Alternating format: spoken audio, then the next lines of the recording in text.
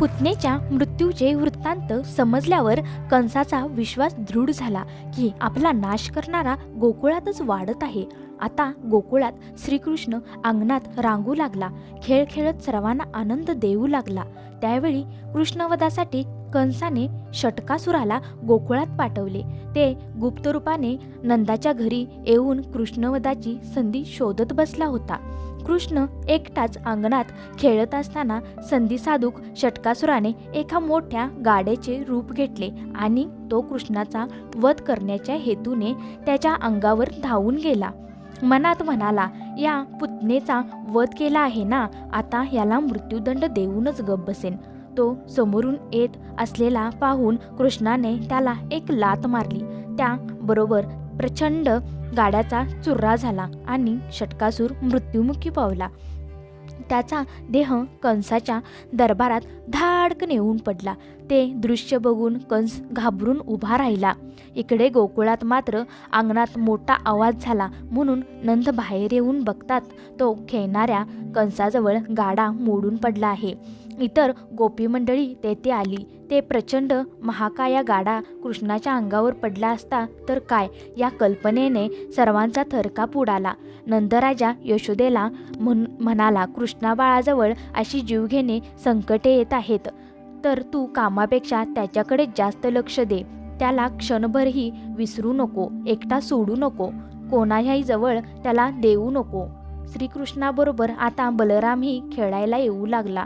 चिलाखात लोळणे, धुणे, अंग भरवणे, जोडीने रांगत जावे अशा प्रकारचे ते खेळ खेळू लागले. त्याचे मनोहर खेळ पाहण्यासाठी विविध कारणाने गोपगोपिका घरी येऊ लागल्या. काही दिवसांनी बलराम श्रीकृष्ण डगमगत पावलांनी चालू लागले, दुडूदुडू धावू लागले, बोबडे बोल बोलू लागले, सर्वांना आनंद देऊ लागले. इकडे मथुरेमध्ये कंसाने तृणावर्तन नावाच्या राक्षसाला कृष्णाला मारण्यासाठी गोकुळात पाठवले. जाताना तो कंसाला म्हणाला, कोणालाही जमले नाही, पण मी तुमच्या शत्रूला कृष्णाला तुमच्या समोर आणून उभे करतो. सायंकाळची वेळ. यशोदा कृष्णाला कडेवर घेऊन गोपीशी बोलत उभी होती. तृणवार्त वाऱ्याच्या वेगाने येत आहे हे जाणून कृष्णाने आपले अंग जड केले.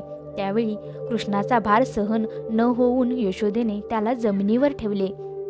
कृष्णाने विचार केला की अंग जड केले नाही तर तृणवर्तन यशोदेसह मला आकाशात उडवून नेईल आणि त्याला तेथे मारणे मला अशक्य होईल. म्हणून जमिनीवर उतरलेला कृष्ण दुडूदुडू धावत अंगणात गेला.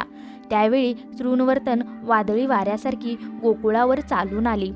घरे उडवून जातात की काय असे सर्वांना वाटू लागले.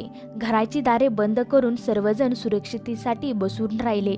यशोदेने कृष्णाला घरात आणून दार बंद करावे असा विचार केला आणि ती अंगणात आली. पाहते तर काय, कृष्ण कोठेच दिसेना. तृणवर्ताने कृष्णाला वरचेवर उडविले. धुळीचा प्रचंड लोट उठला, कोणीही कोणास दिसेना. मोठमोठे वृक्ष घरावर उन्मून पडले. एकत्रच सर्वत्र हलकोटाळ उडाला.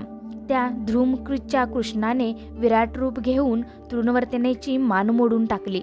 तृणवर्तनेचे प्रचंड शरीर गतप्राण होऊन अंगणात पडले. त्याचा वध करून पुन्हा बालरूप घेऊन कृष्ण अंगणात आला. त्याला अंगणात खेळत असलेले पाहून सर्वांना नवलच वाटले. गोपी म्हणाल्या, यशोदे, तू कृष्ण बाळापेक्षा घरकामात महत्त्वाचे मानले, त्याच्याकडे दुर्लक्ष केले म्हणून असा जीवघेणे प्रसंग आला. आता यापुढे तुला घरकामाचे काहीच महत्त्व देऊ नको. घरकाम करायचे असेल तर तू कृष्णाला आमच्या घरी नेऊन सोडत जा. पण कृष्ण त्यांच्या घरीही खोड्या करील, वासरांच्या शेपटी घट्ट पकडून ठेवील. बलरामही त्याच्याबरोबर असे. दोघेही वासराच्या शेपट्या पकडून त्यामागे फरफरट जात मोठमोठ्याने ओरडत हसत दंगा करत असत. गोपींनी दिलेले लोणी, दही, दूध खाऊन वारंवार मागत. दिले नाही तर जबरदस्तीने काढून घेत. त्यांच्या लहान बाळांना रडवीत. त्यांना डोक्यात घालून उंच झोके देऊन भीती दाखवण्यात ते पटाईत झाले होते. विविध प्राण्यांचे भयंकर आवाज काढून लहान मुलांना अधिकच घाबरवून टाकीत. घरातील वृक्षाच्या आधारावर काट्या लपवून ठेवीत. अशा प्रकारे खोड्यांनी गोपिका हैराण झाल्या. त्यांनी कृष्णाला पुन्हा नंदगृही आणून सोडले. यशोदेला सर्व गारांनी सांगितले. एके दिवशी यशोदा कृष्णाला मांडीवर घेऊन बसली असताना प्रेमभावाने त्याने मुख कुरवाळले. मुखावरचे केस बाजूला केले. तेवढ्यात कृष्णाने जांभई दिली. यशोदेने पाहिले तर कृष्णाच्या मुखात सप्त पाताळे, सप्त महासागर, ब्रह्मा, विष्णू, महेश आदी 33 कोटी देव तिला दिसले. तसेच बलराम, कृष्ण, कंस आणि चाणूर यांना सिंहासनावर चढून मारित आहे असे दिसले. यशोदेला ज्ञान होण्यापूर्वी कृष्णाने आपली माया तिच्यावर घातली. ती पुन्हा सर्व विसरली. कृष्णाला लहान बालक समजून ती त्याला स्तनपान करू लागली. तिच्या मनातही भावतरंग मावळले. एकदा कृष्ण रडत असताना त्याला समजविण्यासाठी यशोदेने त्याला निळ्या रंगाच्या फरसबंदीवर खेळवण्यासाठी नेले. कृष्ण खेळत खेळत एका बाजूला जाऊन बसला. यशोदेचे लक्ष नव्हते. नंतर तिने कृष्ण कोठे दिसेना ती घाबरून गेली. गोपिका यांनाही सगळीकडे शोधले, पण व्यर्थ. तिची अवस्था पाहून कृष्ण प्रकट झाला. निळ्या रंगाच्या फरसबंदीवर सावळा कृष्ण तिला दिसला नाही, परंतु त्याला पाहताच ती धावत गेली, उचलून घेतली व त्वरेने घरी परतली. नंदराजाला हे वृत्तांत निवेदन केल्यावर त्याने कृष्णाला हृदयाशी धरले.